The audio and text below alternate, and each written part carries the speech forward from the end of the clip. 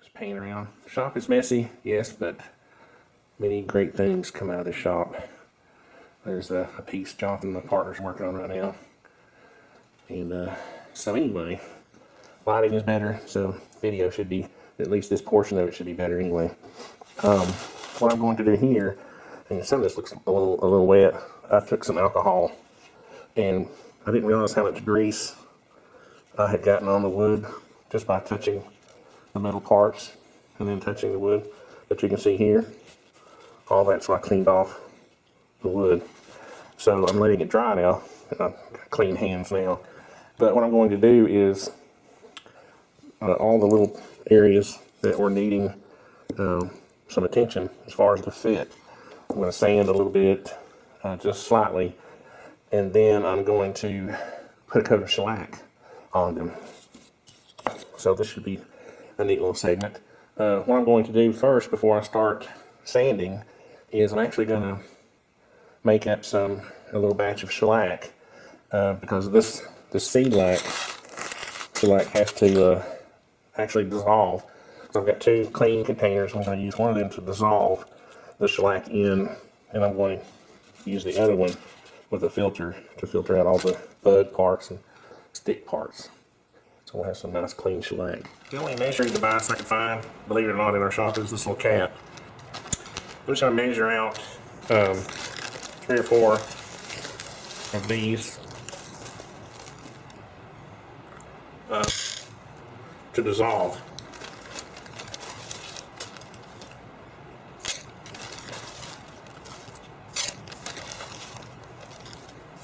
I think I'm going to do 4 for right now. Now I'm also going to need some way of measuring the alcohol, so let me find something for that.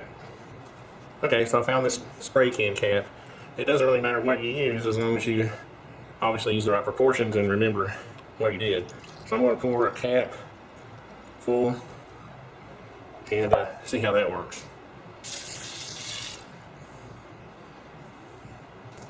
So that's going to take some time to dissolve.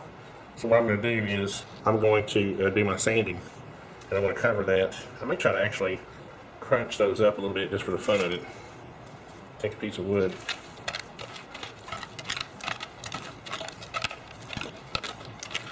I may have got too much alcohol, but that's what I'm saving from the shellac.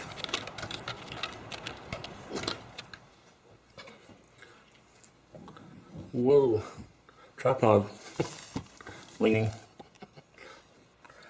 Okay, this, I probably should have let this shellac sit overnight, but you can see it's dark, you know, to the eye, and I have crunched and crunched and crunched to try to open up those little pods, and that is about as dark as I've gotten it so far.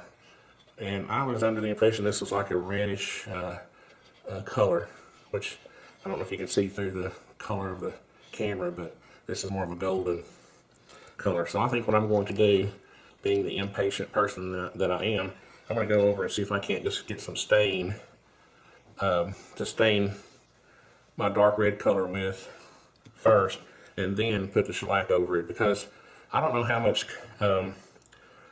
wax content is in this shellac. That's one problem you'll run into with this natural product, is that it has a certain content of wax.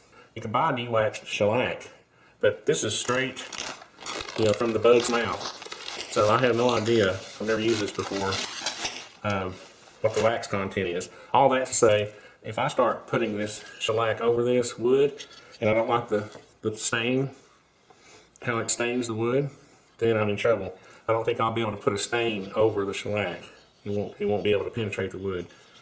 So what I think I'm going to do is go get some stain and stain it first, and then put my shellac over that, and then I'll have my sort of amber red, which is what this was advertised to be. Now it may be that I just didn't wait long enough, which is probably the case, but I want to get this project done this weekend, so I don't have a long time to wait on nature. Well, it's funny how having no patience will get you in trouble sometimes.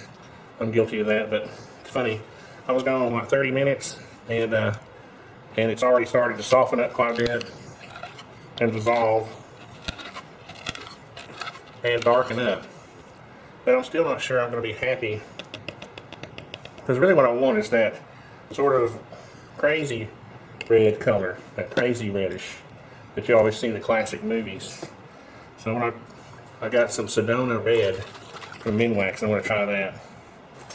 I always carry my little mini tool around with me. Let's get this little flat on it. Let's see. I should have pretty good. Set that away from now. Okay, so what I'm going to do is I'm not even going to waste my brushes or my little sponge brush. I'm just going to take a cloth and test this. Now, this is just pine and this is beech, and I'm thinking it'll be similar. That's a crazy red, alright. I just wonder what that would look like with the shellac over it. I have to try that.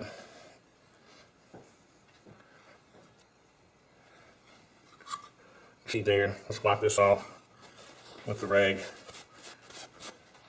That's kind of the difference between the colors. You can see this is more of a golden color.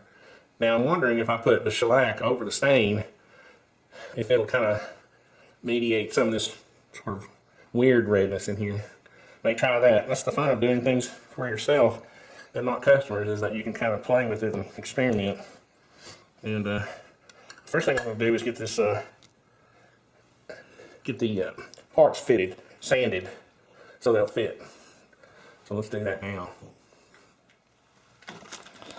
Okay, so for the buttstock, on the sides it was tight.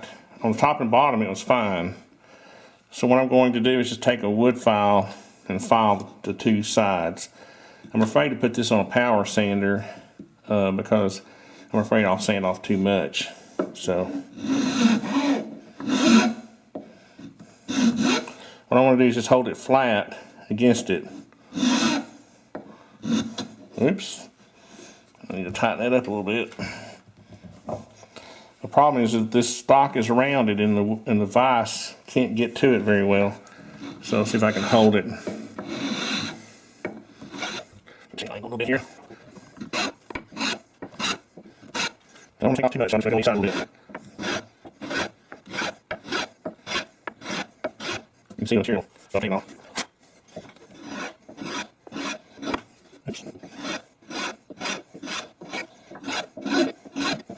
You see how they've beveled this a little bit too around the edges to help it just slide in. I think I'm going to add a little bit of a bevel on each side to help it go in, give it a little help. Now, I don't know if you can see, but right here, around this edge, the butt cap was having a hard time, so I'm going to try to fix that a little bit here.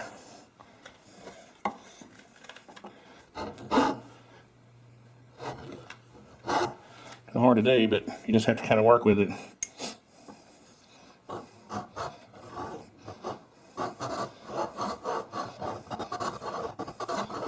Again, don't take off too much material. You don't want to lose. You just want to slide on there, but still be snug. Medium some resistance here.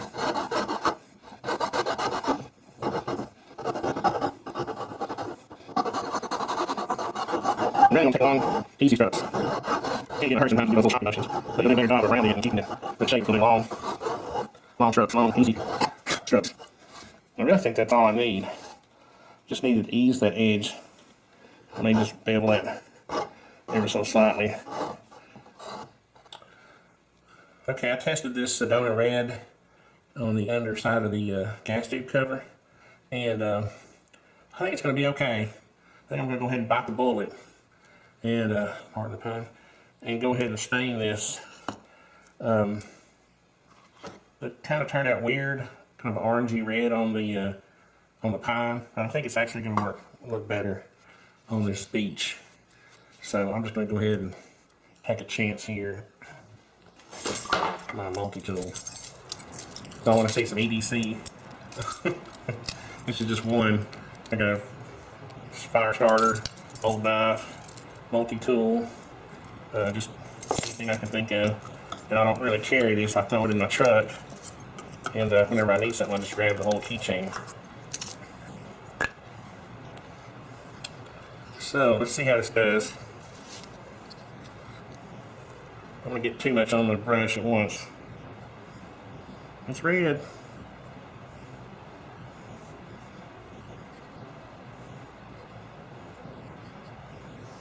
Now this was the piece, if you'll remember, that was a little loose, so I'm not going to worry about getting the finish on these parts that aren't seen, because I think I got a little too much on my brush, so I'm going to turn it over on a dry spot and try to wipe some of that off.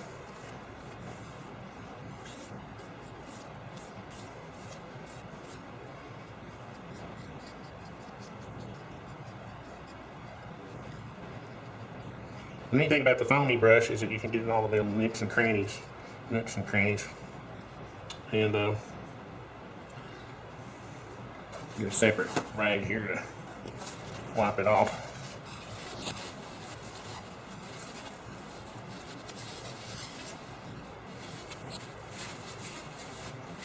And I can always do another coat.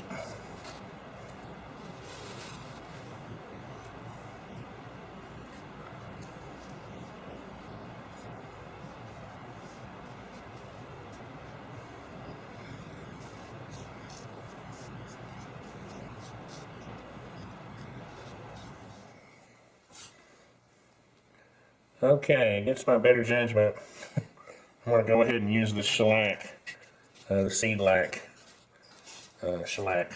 I actually brought some water-based polyurethane with me just in case, but since I went through all the trouble and the hype of in purchasing the shellac, I'm just not sure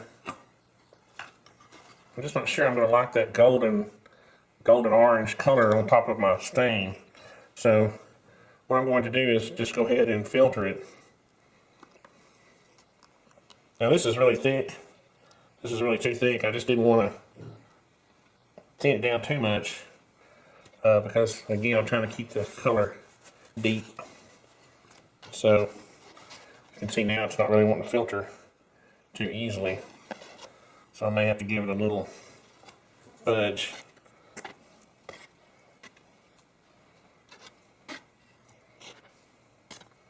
Probably should have got some cheesecloth, so there's some lumps that didn't dissolve. Okay, it just took me a few seconds to get this kind of work through the filter. You see the gum that's left over stick and insect parts and anything that wouldn't dissolve in the alcohol. So now what I have is a strained shellac. So I'm hoping this is going to work out. I hope I'm not going to ruin this stock set. I guess I'm going to find out right now. So what you want to do is make sure this is just cleaned off. There's no debris on here. I can already tell it's going to have that golden orangey red. Maybe it'll be okay. I don't know.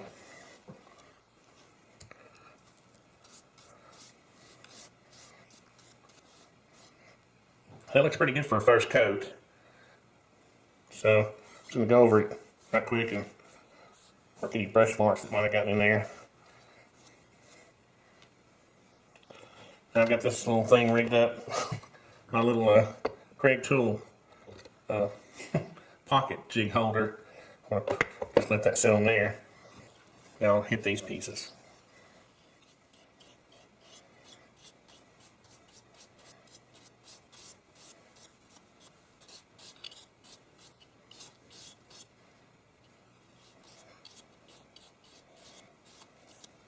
I don't know, again, I don't know what the wax content is in the shellac.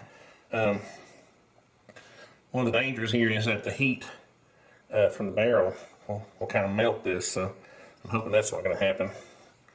So I'm not going to put any of the finish on the inside of the parts where it might be exposed to the barrel, the heat of the barrel.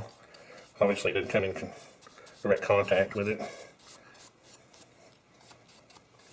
It's funny how the whole hue changes with the shellac.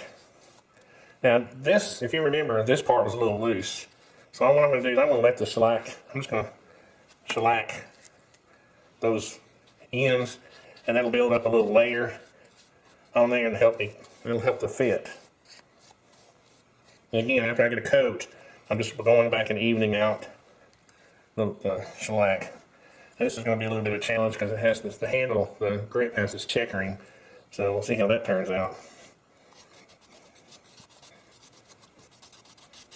Just ripping. Ah.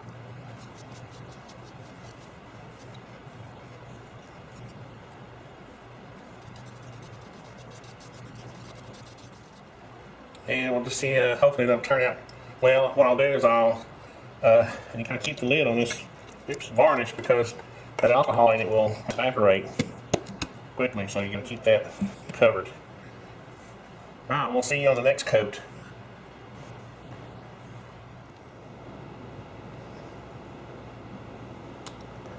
There's your quick look just after one coat of varnish. That's looking pretty good. I think I'm probably going to end up putting about 3 coats. And there's my makeshift stock stand. It's amazing how good it looks after just one coat of shellac. Okay, I'm back. It's been about 4 hours. And what I was going to try to do is give you a close-up to see if you can see some of the, here we go, the inconsistencies in the first coat. And so what we're going to be doing is just hitting it with steel wool to get out. Here's another little piece of debris that was in the, I don't know if I can get the light to shine on that right. Yeah, right there. That was in the stain, in the shellac. So what you want to do there is just take a very fine steel wool. This is 0, number 0. I would probably recommend a triple 0. So I'm just going to barely kind of go over it enough to get those spots out. I'm actually going to try to just pick that off like that. So the point of this sanding between coats, and you can use a fine grain sandpaper to do this, is to get rid of those inconsistencies in the first coat of finish, and also to kind of scuff it up a little bit. Well, I really got some mess going on here. Also to scuff it up a little bit for the next coat. So I'm just going to hit each of these pieces, and you'll kind of see the sheen kind of go away, and that's fine because the sheen will come back after your next few coats of shellac. So I'm going to go over each of these. This piece turned out really good.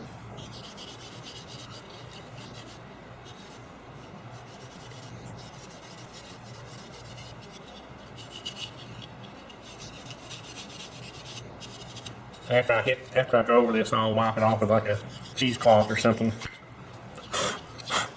to get all the debris off of it. So let me do that, and I'll be right back for the other coat of finish.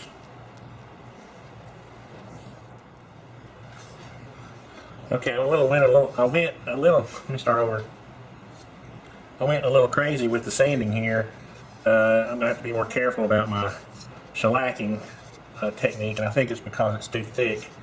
I had some little ridges, so I wanted to sand them off, and I think I actually sanded some of the stain off. So I'm going to actually hit some of these spots with a little stain and let it sit again and go over it again. But you know, this is part of the beauty of a hand finish, a hand applied finish, is that I found an old dull chisel here, is that you can work with it. You know, factory finish is something you'll never match if you had to repair it, but the finish that you apply yourself is going to be easier to fix if you have scratches or dents in the wood. So I'm just going to take a dab of stain. I'm going to rub that on there just to make sure, and I'm going to try to rub it off just to make sure that I don't and I'm not down into the stain layer, which I think I was. I may have to actually do some more some more work on this to get it back to where I want it. So I'm going to work on that to try to even that finish out a little bit. That's a word of caution. Be careful on your sanding and shellacking. So this piece looks pretty good. So what I'm going to do is I'm going to go ahead and put another coat of shellac on it.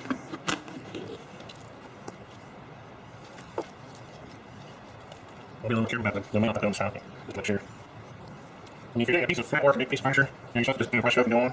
You're supposed to really dwell on an area. It's really hard when you're doing little pieces like this. There's pieces still wool. When you're doing little pieces like this, it's hard to just do a spot and move on.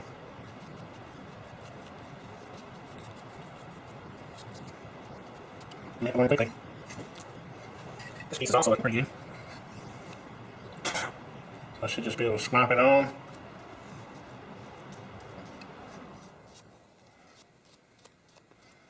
Swap it on and leave it alone. As you know, this shellac is a multiple coat, multiple layer process. So if you don't get something the first time around, you'll get it the fourth or fifth or sixth time.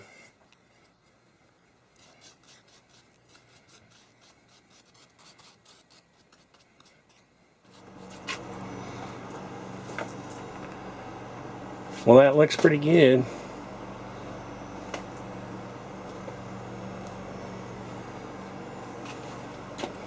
Not perfect, not a perfect finish, but now I know how to make it perfect.